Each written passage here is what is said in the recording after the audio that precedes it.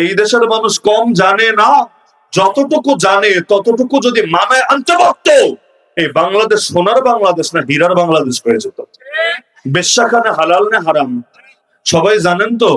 সবাই জানেন না? আচ্ছা, এটা শুধু আপনারা জানেন না, বাংলাদেশের প্রতিটা মুসলমান জানে। সবাই যদি জানে বাংলাদেশে বেশ্যাখানার লাইসেন্স দিয়ে সরকারগুলো বেশ্যাখানা কিভাবে পালে, মদ হালাল না হারাম, মদ যদি হারাম হয় তাহলে মদের বারগুলো লাইসেন্স নিয়ে প্রকাশ্যে কিভাবে চলে। ঢাকা শহরে রাতের বেলা গাড়িতে চড়তেও ভয় লাগে। কেন? এই যে মাহফিল শেষ করে গিয়ে ঢুকবো 2টা 3টায়, এমন হবে মদ খোর গায়ে পরে এসে ঝগড়া বাঁধিয়ে দিয়েছে, রাস্তার মধ্যে হাঁটছেন গাড়ি এসে আপনার উপর তুলে দিয়েছে।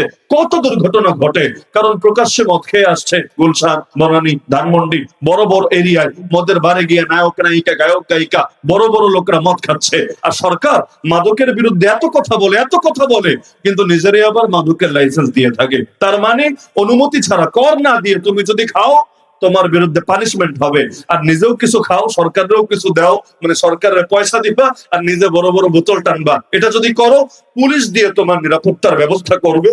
এরপর তুমি যা মনে চাও সেভাবে তুমি চলতে থাকবা। আল্লাহ হেফাজত করুন। তাহলে মদ হালাল না হারাম সবাই জানে, এরপরও মদের বারগুলো কিভাবে খোলা থাকে। সুদ হালাল না হারাম এটা বাংলাদেশের কে জানে না? আমারে বলেন, সুদের মাসালা কে না জানে? অথচ এই দেশের অর্থনীতি সুদের উপরেই চলে। কোন জিনিসটা সুদ ছাড়া চলে বলেন? বড় বড় ব্যবসায়ী চাইলেও তো পারে না অধিকাংশ ক্ষেত্রে সুদের আওতার বাইরে থাকতে। কেন? সিস্টেমটাই এমন। ব্যাংক বলেন, শেয়ার মার্কেট বলেন, বীমা বলেন, সিস্টেমটাই এমন। সুদের বাইরে আপনি কিচ্ছু করতে পারবেন না। এমনকি ইসলামের নামে যে ব্যাংকগুলো চলে, ওরা যদি আপনার সাথে শরিয়ার লেনদেন, শরিয়ার রুলস ফলো করে 100% করেও, যদি করে এজন্যই বলছি, কারণ এখানেও বহুত ঘাপলা থাকে, ভেজাল থাকে। তাও যদি 100% আপনার সাথে শরিয়া মেনে লেনদেন করে, কিন্তু ও যখন বাংলাদেশ ব্যাংকের সাথে লেনদেন করবে, ও যখন সরকারের সাথে, যখন তার কেন্দ্রের সাথে লেনদেন জড়াবে, ওই সময় তারেও ঠিকই হারামের মধ্যে বাধ্যতামূলক ভাবে জড়াতে হবে। এছাড়া কোন উপায় থাকবে না। সিস্টেমটাই পচা। সুদ মানে কার বিরুদ্ধে যুদ্ধ? সূরা বাকারায় নাই এটা? সুদ মানে কার বিরুদ্ধে যুদ্ধ? আল্লাহর বিরুদ্ধে যুদ্ধে গিয়ে ওই যুদ্ধে বিজয়ী হতে পারবে কোন বাপের বেটা আছে? তাহলে যেই দেশের অর্থনীতি সুদের উপর দাঁড়িয়ে থাকে, ওই দেশের মানুষের অর্থনীতিতে আল্লাহর রহমত আসবে না গজব আসবে? এত আফসোস করে কি লাভ রে ভাই? অর্থনীতি নিয়ে এত আফসোস করে কি লাভ?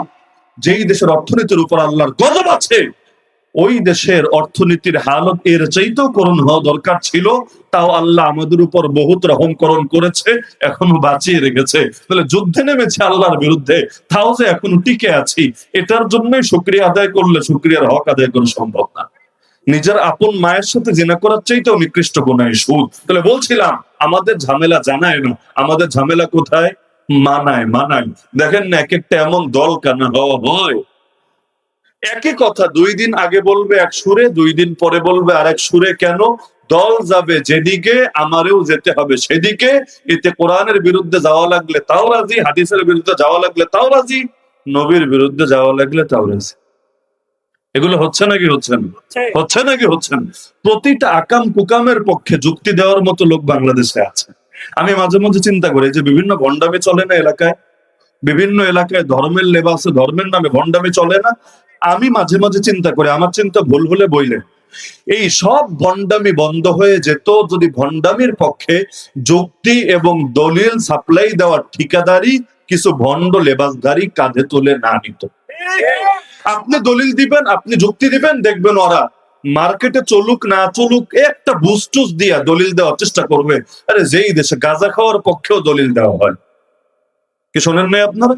গাঁজা খাওয়ার পক্ষে লুকায়া চুকায়া না, প্রকাশ্যে দলিল দেওয়া হয়েছে। কি দলিল? যে আল্লাহ নিয়ামত, আল্লাহর নিয়ামতের শুকরিয়া আদায় করলে নিয়ামত বাড়বে। আর আল্লাহ নিয়ামত দিয়েছেন, এখন যা দিয়েছেন সবই তো নিয়ামত। তো নিয়ামতের শুকরিয়া আদায় করতে চাইলে আগে নিয়ামতটা কি এটা বুঝতে তো হবে। তো গাঁজা এজন্য সামান্য পরিমাণ খাওয়া যাবে, একটা মাত্রা বলে দিয়েছে, এত গ্রাম পর্যন্ত গাঁজা খাওয়া যাবে। কারণ এটা যদি নাই খায়, আল্লাহর নিয়ামতের কদর বুঝবে কিভাবে? আর না বুঝলে দিল থেকে শুকরিয়া আসবে কিভাবে? এমনকি লালন ভক্ত আপনারা দেখেছেন প্রকাশ্যে বলেছে না কর্মকর্তাদের সামনে যে লালনের দরবারে যদি গাঁজা খাওয়ার অনুমতি নাই দেন, আপনারা যেটা চাচ্ছেন এবছর ওরসে গাঁজা বন্ধ করবেন, 30 জন লোক আসবে না গাঁজা বন্ধ করে দিলে। এটা তো আমার কথা না, তারাই প্রকাশ্যে ঘোষণা দিয়েছে। তাহলে এমন এক দেশে থাকি যেখানে গাঞ্জার পক্ষেও দলিল সরবরাহ করা হয়, বাকি আর কোন জিনিস বাকি থাকবে বলেন আমারে? নাউযুবিল্লাহি মিন যালিক।